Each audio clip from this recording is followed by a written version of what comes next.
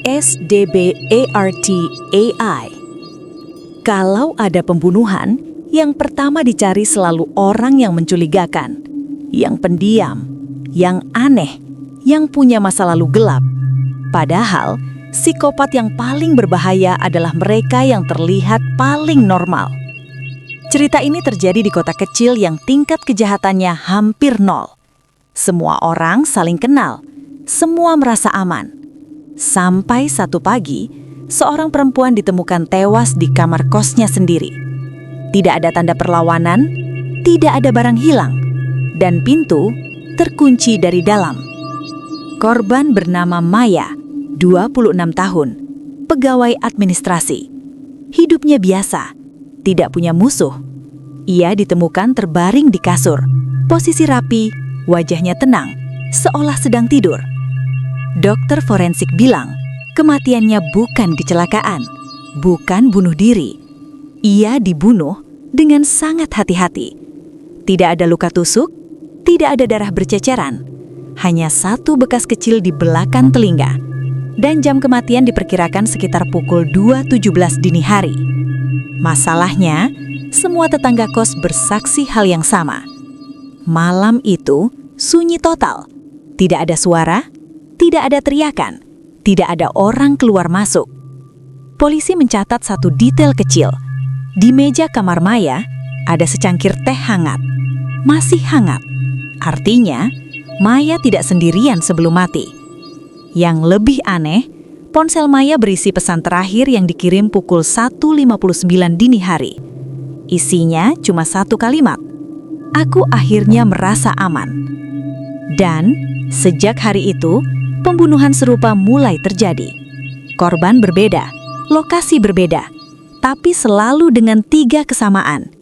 Tidak ada tanda kekerasan, tidak ada saksi, dan korban tidak pernah merasa terancam. Karena pelakunya selalu orang yang mereka percaya. Kasus Maya awalnya dianggap kasus tunggal.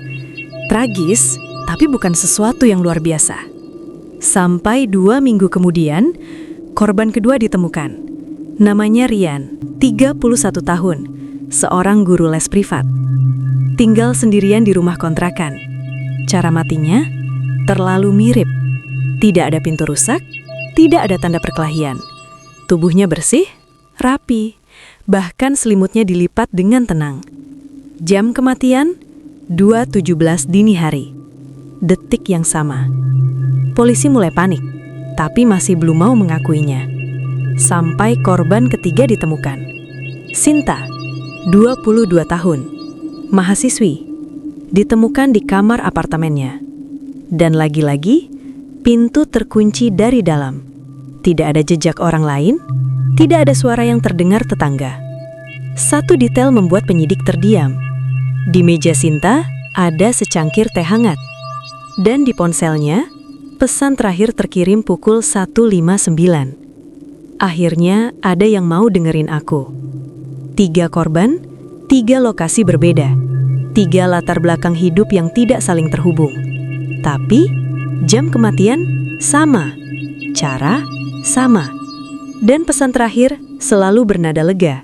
Seolah mereka tidak sedang menghadapi pembunuh, tapi seseorang yang membuat mereka merasa aman. Penyidik mulai mencari pola lain. Dan disitulah nama Arga muncul.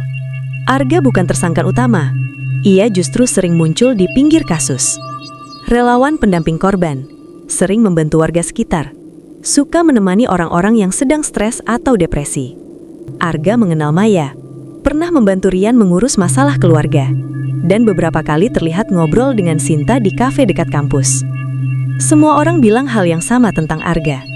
Dia orang baik, pendengar yang hebat, bikin tenang kalau lagi punya masalah. Masalahnya, tidak ada satupun bukti yang mengarah langsung padanya. Tidak ada sidik jari, tidak ada rekaman, tidak ada saksi.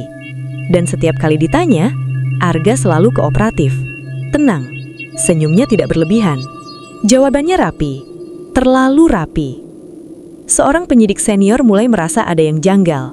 Bukan karena Arga terlihat bersalah, Justru karena ia tidak terlihat apa-apa. Seolah emosinya tidak pernah benar-benar ada. Dan saat penyidik itu membuka ulang berkas korban, ia menemukan satu kesamaan terakhir yang sebelumnya terlewat. Semua korban pernah bilang ke orang terdekatnya, "Kalau sama dia, aku bisa cerita apa saja." Bukan pacar, bukan keluarga, tapi seseorang yang hanya mendengarkan. Dan disitulah penyidik sadar. Pembunuh ini tidak memilih korban karena benci, bukan karena dendam, tapi karena kepercayaan. Dan orang yang paling berbahaya adalah mereka yang tahu cara masuk ke pikiran orang lain tanpa meninggalkan bekas. Polisi akhirnya punya satu saksi kunci. Namanya Lina, tetangga kamar kos Maya. Lina bersaksi melihat seseorang keluar dari lorong kos sekitar pukul 2:10 dini hari. Ia yakin itu laki-laki, tingginya sedang, pakai jaket gelap. Dan yang paling penting, aku ingat wajahnya. Dia sering datang ke sini. Nama yang disebut Lina bukan Arga, tapi Bimo, seorang pria pendiam, tinggal 2 kamar dari Maya. Jarang bergaul, sering pulang malam. Profil sempurna untuk tersangka. Polisi langsung bergerak cepat. Bimo dibawa untuk diperiksa. Di rumahnya ditemukan obat penenang ringan dan satu cangkir teh yang sama jenisnya dengan milik korban. Media langsung menggiring opini. Pembunuh berantai akhirnya tertangkap. Tapi satu penyidik senior, Kompol Raka, tidak merasa lega. Ada yang mengganggunya. Jam kesaksian Lina terlalu pas. Dan cara Lina menceritakan kejadian terlalu runtut. Bukan seperti orang yang terbangun setengah sadar, tapi seperti seseorang yang sudah berlatih bercerita. Raka memeriksa ulang rekaman CCTV lorong. Ada satu momen yang aneh. Pukul 1.55, Lina terlihat keluar kamar. Bukan panik, bukan tergesa. Ia berdiri di lorong, mengobrol dengan seseorang. Wajah orang itu tidak terlihat jelas, tapi posturnya dikenal Raka. Cara berdirinya, gerakan tangannya, kepala sedikit miring saat mendengarkan. Itu Arga. Saat Lina dipanggil lagi untuk diperiksa, nadanya berubah. Ia mulai ragu, detailnya goyah, dan akhirnya ia menangis. Lina mengaku, malam itu Arga datang menemuinya, bukan sebagai polisi, bukan sebagai penyidik, tapi sebagai teman. Ia bilang pada Lina, "Kamu pasti trauma, kadang ingatan kita bisa kacau. Aku cuma mau bantu." Arga tidak menyuruh Lina berbohong. Ia hanya mengulang-ulang kemungkinan. Kalau yang kamu lihat Bimo, gimana? Bukankah dia sering keluar malam? Kalau kamu salah ingat, kamu bisa celaka. Sedikit demi sedikit, ingatan Lina berubah. Bukan karena dipaksa, tapi karena dibentuk. Dan saat Raka menyadari ini, ia sadar satu hal yang mengerikan. Arga tidak sekadar membunuh, ia mengedit kenyataan. Bimo akhirnya dibebaskan, tapi kerusakan sudah terjadi. Dan malam itu, saat Raka pulang ke rumah, ia menemukan secangkir teh di meja dapur, masih hangat. Dan di ponselnya, masuk satu pesan dari nomor tak dikenal. "Pak Raka, capek ya jadi orang yang selalu curiga?" Cerita ini belum mendekati akhir, karena pembunuhnya sudah berdiri di dalam lingkaran penyelidikan. Kompol Raka akhirnya melakukan sesuatu yang melanggar prosedur. Ia tidak lagi fokus mencari pelaku. Ia mulai membongkar masa lalu korban. Bukan data umum, bukan media sosial, tapi laporan-laporan kecil yang tidak pernah dianggap penting. Maya, Rian, Sinta, ternyata mereka pernah saling terhubung, bukan sebagai teman, bukan sebagai keluarga, tapi sebagai pelapor anonim dalam satu kasus lama yang ditutup secara diam-diam. Kasus itu terjadi 5 tahun lalu. Seorang perempuan bernama Nadia dilaporkan bunuh diri. Mahasiswi psikologi, cerdas, pendiam. Ia ditemukan tewas di kamar kosnya, tanpa tanda kekerasan. Kasus ditutup cepat, tapi dalam arsip lama, Raka menemukan catatan kecil. Korban sempat melapor mengalami manipulasi psikologis oleh seorang relawan pendamping. Nama relawan itu?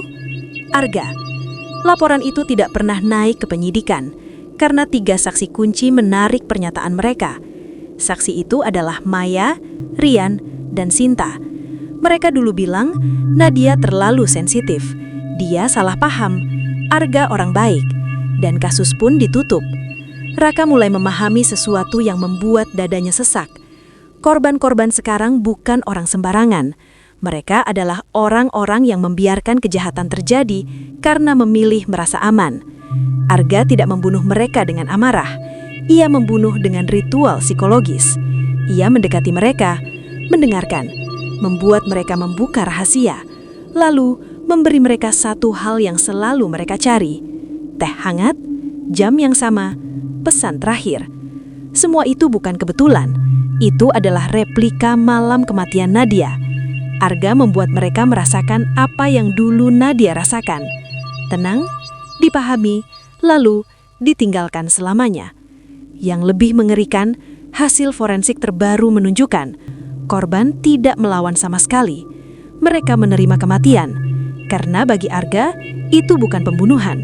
Itu adalah koreksi moral. Dan sekarang, Raka sadar satu hal terakhir. Orang berikutnya bukan saksi lama, bukan orang acak, tapi dirinya sendiri. Karena dialah penyidik yang dulu menandatangani penutupan kasus Nadia. Dan malam itu, ponsel Raka berbunyi lagi.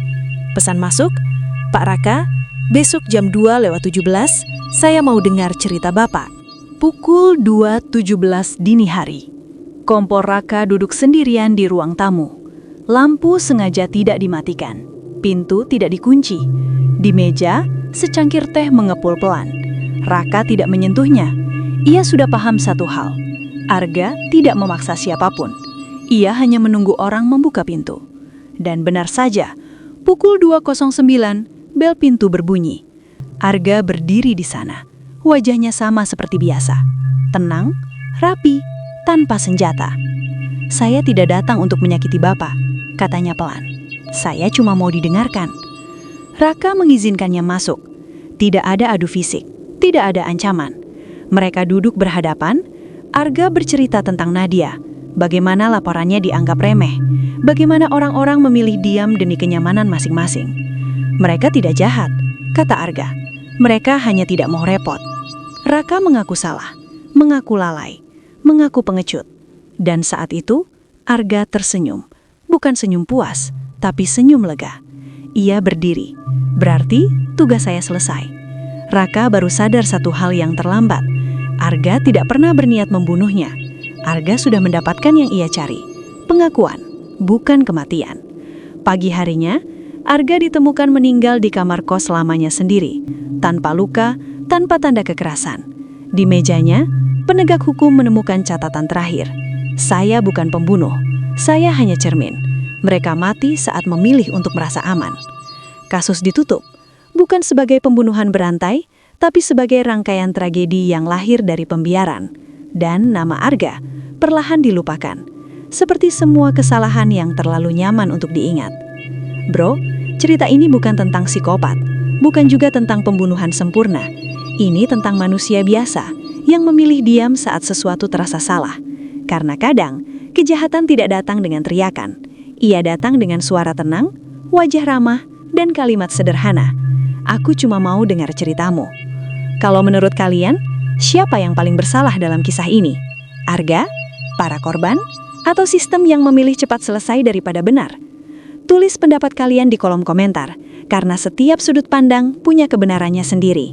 Dan ingat, cerita misteri bukan selalu tentang hantu. Kadang, yang paling menakutkan adalah orang baik yang terlalu kita percaya. Gue SDB ARTAI. Kalau kalian suka cerita seperti ini, jangan lupa like, share, dan subscribe biar kisah-kisah gelap lainnya terus gue ceritakan. Sampai jumpa di cerita berikutnya. Dimin.